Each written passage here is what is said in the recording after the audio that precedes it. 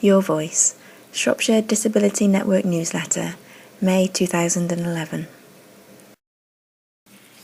Face to Face is going well. The PACC Shropshire face-to-face scheme is progressing well, and its second befriending training course will complete this month in May. The existing befrienders have also completed training for the delivery of online and telephone befriending, and details of how to access these face-to-face services will be available in the near future. There is a steady flow of referrals for the scheme, bringing befrienders into contact with a wide range of parents who are experiencing challenging times due to their child's disability or additional needs. The Shropshire Face-to-Face is also providing support in a group setting, and the first monthly evening meeting for parents and carers was held recently. Please get in touch with Sarah Thomas, Scheme Coordinator, if you're interested in finding out more about any aspect of Shropshire Face-to-Face. A befriender's story. I have a son with severe learning difficulties who attends Sevendale School. I found out about the face-to-face befriending scheme through a leaflet which was sent out from PACC. When my son was diagnosed, he was about 3. I felt as though I basically had to get on with it without any personal support, as there seemed to be none available or none made available to me.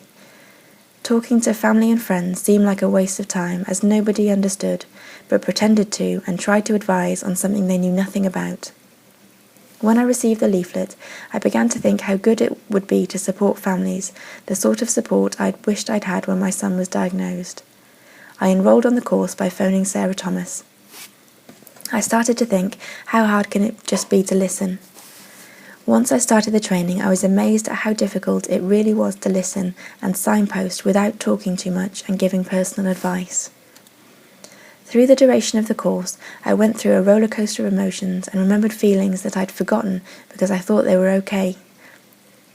They were not okay to feel. Now I realise that they were normal because everyone else in the group had similar feelings. I've made a new group of friends on the course, friendships which I feel will last a lifetime, and also friendships which have expanded my own support network. The course trainer Mike was brilliant. He made us all feel relaxed and was able to keep things as light-hearted as possible. Since completing the course, I now feel more confident with my empathy and listening skills towards other people.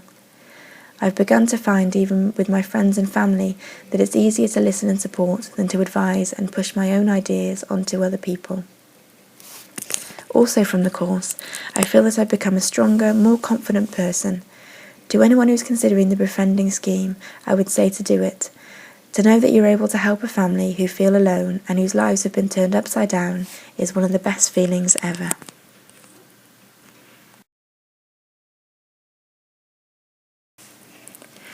As the song might have said, the rich get richer and the poor keep giving. In its latest newsletter, New Philanthropy Capital, NPC, starkly highlights the varying fortunes of generosity in the UK.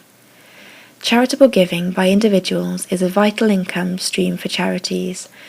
It totaled £10 billion in 2009 to 10, more than a third of all charity sector income. But individual giving is stagnant. It's not grown in recent years, either as a proportion of household income or as a proportion of the population. Wealthy individuals in particular are not as generous as they could be. The poorest 10% of donors give 3.6% of their total spending to charity, whereas the richest 10% give only 1.1%. So why do rich people not give more? How can we encourage more and better giving? MPC has been exploring how to increase the scale and impact of philanthropy for a decade. It recently published 10 ways to boost giving in response to the Giving Green paper, looking at what is holding wealthy individuals back. For more details, you can contact MPC at news@mpc-news.org.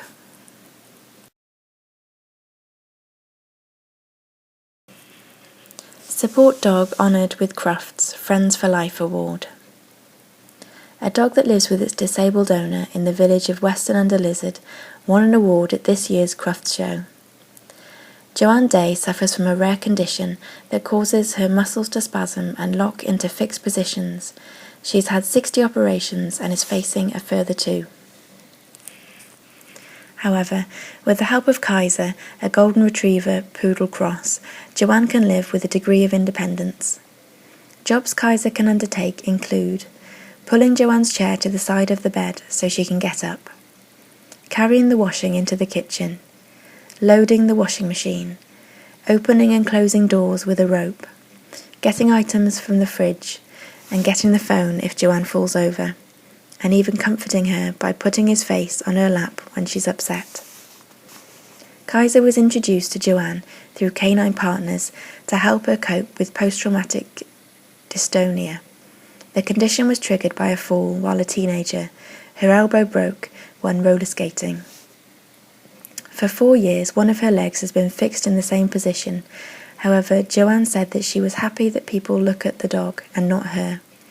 I was getting a bit down. I was living alone. I was lonely. I wasn't going out to meet people, and he came in. He was like bright sunshine in my life. But choosing Kaiser certainly wasn't an easy decision for the judges to make. Kaiser was up against 4 other dogs who'd proved themselves to be amazing. A Metropolitan Police sniffer dog who searched the bus wreckage in Tavistock Square after the 2005 London bombings. A Manchester fire and rescue dog who was taken to Haiti to search for survivors after the terrible earthquake. A medical detection dog who can let her owner know when a 7-year-old diabetic owner has low blood sugar. And a support dog who assists an autistic child.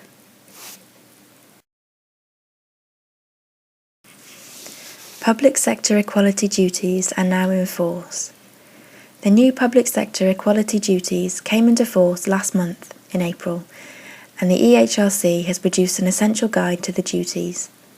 Compliance with the General Equality Duty is a legal obligation for public sector bodies, but it also makes good business sense. An organisation that's able to provide services to meet the diverse needs of its users, including disabled people, should find that it carries out its core business more efficiently. There are opportunities for DPOs to ensure that public bodies are meeting their duties. These details have been taken from the April edition of the Regional Disability Network e-bulletin.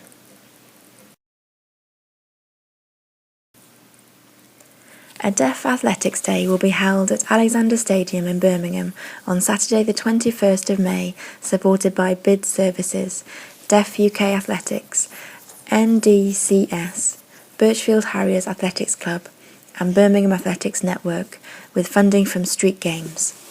Anyone aged over 8 can come regardless of ability. There will be potential for deaf children to join their local athletics club with support or be handpicked by Deaf UK Athletics. Deaf Sport for the Young. The Deaf Sports Project allows deaf children and young people to try different and new sports. If you're aged 8 to 18 and expecting to be bored in the Easter holidays, try some of these.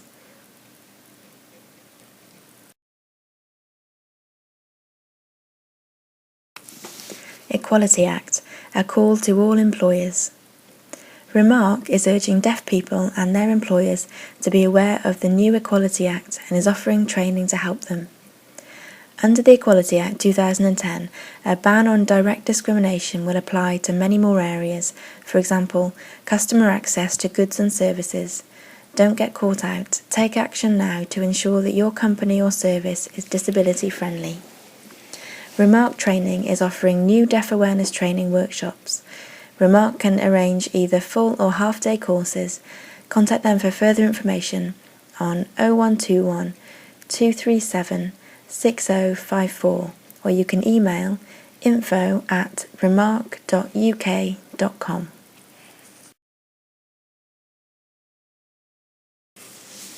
Silent Midwives. Action Deafness. Dr. Joanne Downs appeared on the BBC to discuss British Sign Language training being given to midwifery students at De Montfort University. She highlighted the importance of BSL in midwifery, saying when deaf parents go into the midwifery department, it's a very stressful experience for them anyway. So if the midwives have a little bit of signing, that would help things.